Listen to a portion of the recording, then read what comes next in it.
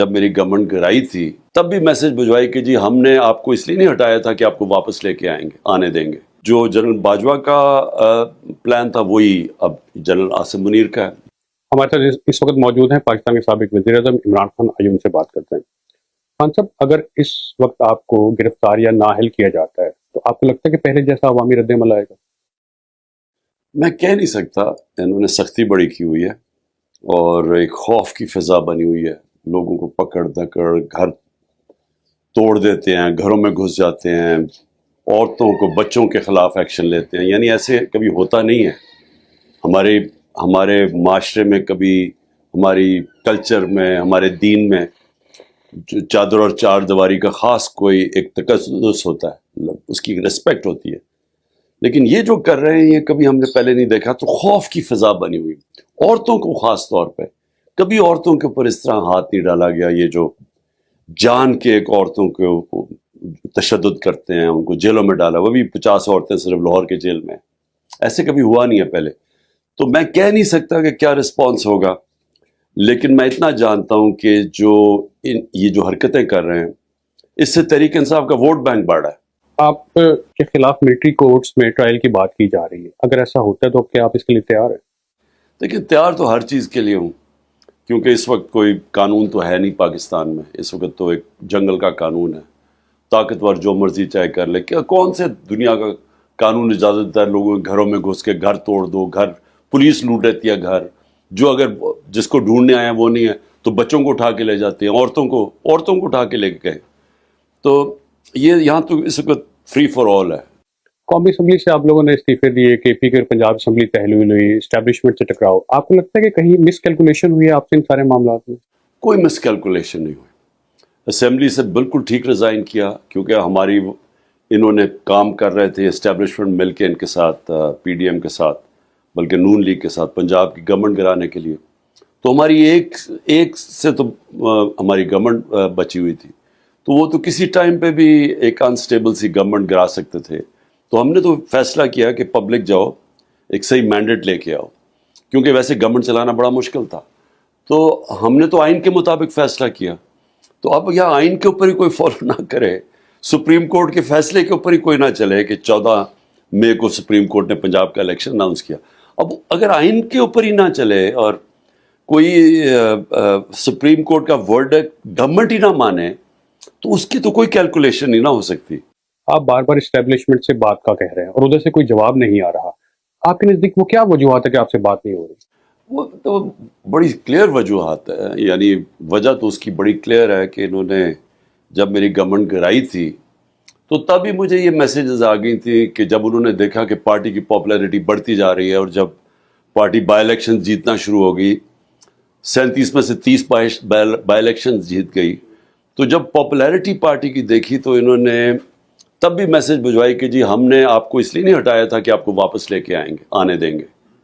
تو ادھر سے انہوں نے فیصلہ تو کیا ہوا تھا کہ عمران خان کے اوپر کراس لگا دیا، اور وہ جو جنرل باجوہ کا پلان تھا وہی اب جنرل عاصم منیر کا ہے، وہی کر رہے ہیں. تو کہ جی ہم نے اس کو آنے نہیں دینا. لیکن جمہوریت کے اندر تو یہ کوئی کانسیپٹ نہیں ہے. جمہوریت کے اوپر تو کاٹا صرف عوام لگاتی ہے. تو یہ کاٹا لگا دیا کسی نے، تو میں تو اس کو مانتا نہیں ہوں. اکتوبر میں انتخابات کی بات کی جا رہی ہے اور جسٹس قاضی فائز عیسیٰ کی اب چونکہ تعیناتی کی منظوری دے دی گئی ہے بطور چیف جسٹس، اس وقت وہ چیف جسٹس ہوں گے. آپ کو ان کی تعیناتی کے اوپر کوئی تحفظات ہیں؟ دیکھیں، دیکھتے ہیں اب جسٹس فائز عیسیٰ کیسے چیف جسٹس بنتے ہیں. دیکھیں، اللہ کرے کہ ملک کے لیے ایک ایک بالکل انصاف کرے، امپارشل چیف جسٹس بن جائے. ملک کو بہت ضرورت ہے اس وقت ایک ایسی عدلیہ کی جو کہ ہمیں تحفظ دے. یہ جو ظلم ہو رہا ہے اس وقت تو کوئی فنڈامنٹل رائٹس کو پروٹیکٹ کر ہی نہیں رہا. تو ہم تو یہ امید رکھتے ہیں کہ وہ لوگوں کی جو حقوق ہے ان کو حفاظت کریں گے. آپ کا بیانیہ جو ہے وہ اسٹیبلشمنٹ مخالف رہا. ناقدین یہ کہتے ہیں کہ جب بھی آپ اسٹیبلشمنٹ کے نیوٹرل ہونے کی بات کرتے ہیں تو اصل میں آپ یہ چاہ رہے ہوتے ہیں کہ آپ کی سپورٹ کی جائے. کیا یہ تاثر درست ہے؟ لیکن جو فری اینڈ فیئر الیکشن چاہتا ہے وہ کسی کی سپورٹ تو نہیں چاہتا. جس کرکٹ کیپٹن نے دنیا کی تاریخ میں نیوٹرل امپائر لے کے آیا تھا، کبھی 7 امپائر ملا کے میچ نہیں کھیلنا چاہتا.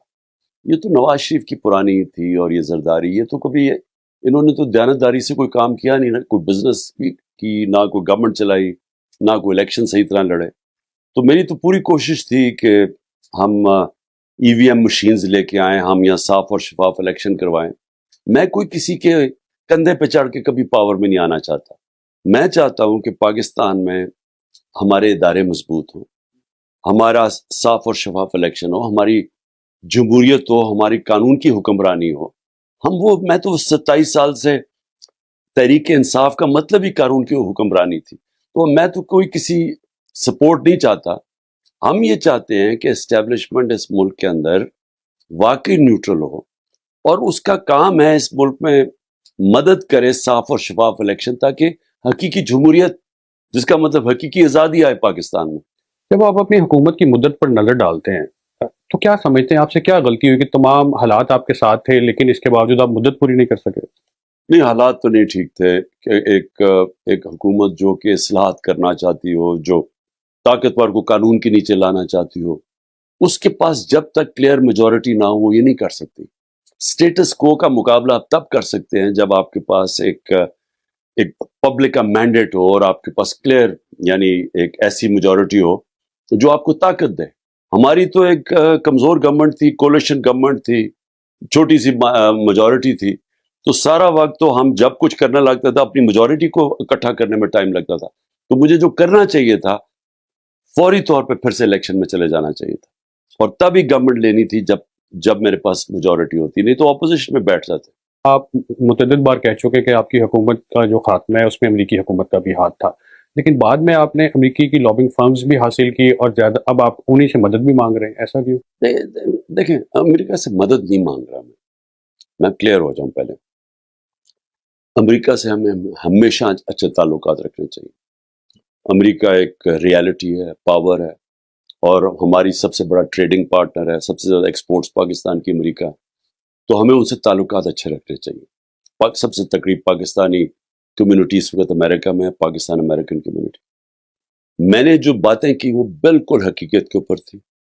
جو سائفر تھا، جو ایک امریکی آفیشل نے ہمارے اسد مجید، ہمارے واشنگٹن میں ایمبیسڈر سے جو بات چیت کی، وہ آفیشیل بات چیت تھی کہ عمران خان کو پاور سے ہٹا دو ووٹ آف نو کانفیڈنس میں، نہیں تو پاکستان کے اوپر مشکل وقت آئے گا. یہ تو حقیقت ہے.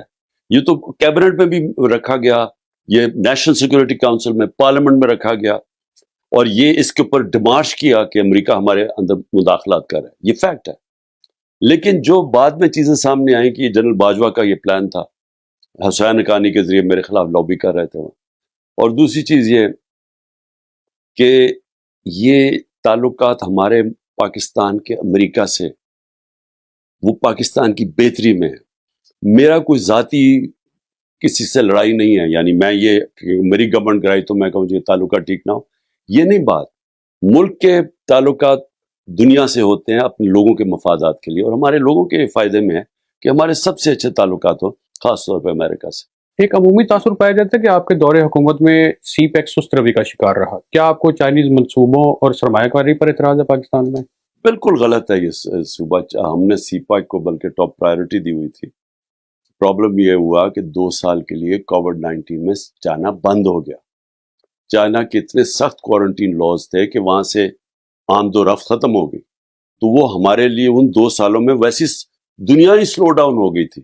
آپ کو سب کو پتہ ہے کرونا کے دوران، اور ہمارے 3.5 سال میں 2 سال تو کرونا کا دور نکلا. لیکن ہماری پرائیورٹی تھی سی پیک. آپ کے سیاسی مخالفین یہ تاثر دیتے ہیں کہ کچھ دوست ملک آپ کے حق میں نہیں، کیا وزیر اعظم بنے. آپ کو اس کی کیا وجہ نظر آتی ہے؟ یہ بالکل غلط ہے. اگر وہ ہمارے دوست ملک حق میں نہ ہوتے، اور میں سعودی عربیہ کی بات کر رہا ہوں، مڈل ایسٹ کے ملکوں کی بات کر رہا ہوں، تو 2 OIC کی ہماری کانفرنسز فورن منسٹرز کی ہوئی 4 مہینے کے اندر. دسمبر میں ایک ہوئی، اور ہم جب آخر میں جو آخری مارچ ہمارا تھا، آخری مہینہ اپریل میں ہماری گورنمنٹ چلی گئی، تو اگلی مارچ میں ہوئی.